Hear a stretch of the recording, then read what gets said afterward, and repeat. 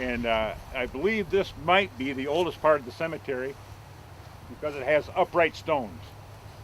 And then at some point in time, I'm not sure what the date is on there, they started to go with the flat stones. Yeah, this is our first experience. We usually have veterans come to our school and honor them there, but we thought, why not take them to the real thing so they can really experience it. Mr. Rowe is one of my students' grandparents, and he's actually come to our classroom in the past years. He's been kind of returning every year, and we thought we'd come see him this year, and it happens to be, I have a student that's her grandpa.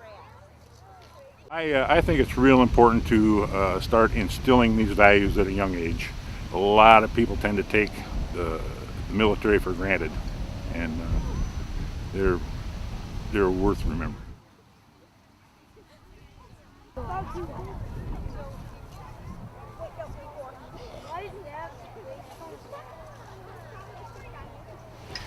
She's the police officer on beat who spent 6 months in Saudi Arabia, sweating 2 gallons a day, making sure the armored personnel carriers didn't run out of fuel. He's the teacher here in the Battle Creek community who spent a year in Iraq as an infantry officer.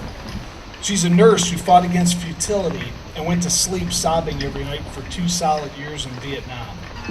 He's a POW who went away as one person but came back as another. She's the Quantico drill instructor who's never seen combat but has molded many young men and women into the Marines that they are today. He's the elder gentleman in the grocery store who's helped liberate a Nazi camp. He or she is a vehicle maintenance, air battle manager, intelligence specialist, or any number of Air Force specialty codes assigned to the 110th Attack Wing here in Battle Creek, who's ensured that our nation's armed forces are prepared to meet the mission requirements of combatant commanders. The bottom line is he or she is an ordinary and yet an extraordinary human being, a person who's offered some of his or her life's most vital years in the service of their country and who sacrificed ambitions so others would not have to sacrifice theirs. A soldier, sailor, airman, Coast Guardsman, or Marine whose testimony on behalf of the finest, greatest nation ever known.